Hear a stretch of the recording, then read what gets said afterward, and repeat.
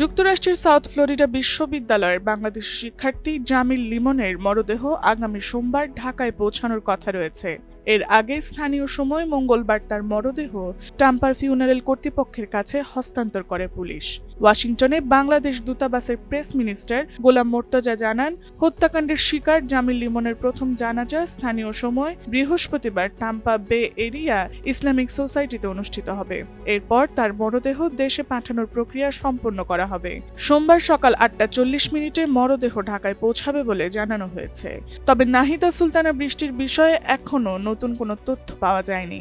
দূতাবাস জানিয়েছে, মিয়ামির বাংলাদেশ কনসুলেট, স্থানীয় বাংলাদেশ কমিউনিটি এবং ইউনিভার্সিটি অব সাউথ ফ্লোরিডার সাথে সমন্বয় করে মরদেহ ফিউনারেল কর্তৃপক্ষের কাছে হস্তান্তরের সিদ্ধান্ত নেওয়া হয়।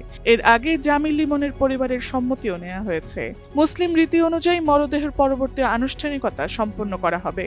প্রসঙ্গত, সাউথ ফ্লোরিডা বিশ্ববিদ্যালয়ের দুই বাংলাদেশি পিএইচডি শিক্ষার্থী জামিল লিমন ও নাহিদা সুলতানা বৃষ্টি গত 16 এপ্রিল নিখোঁজ হন। পরে লিমনের মরদেহ উদ্ধার এবং তার রুমমেট হিসাম আবু ঘারবিয়েকে গ্রেপ্তারের পর ঘটনাটি নতুন মোড় নেয়।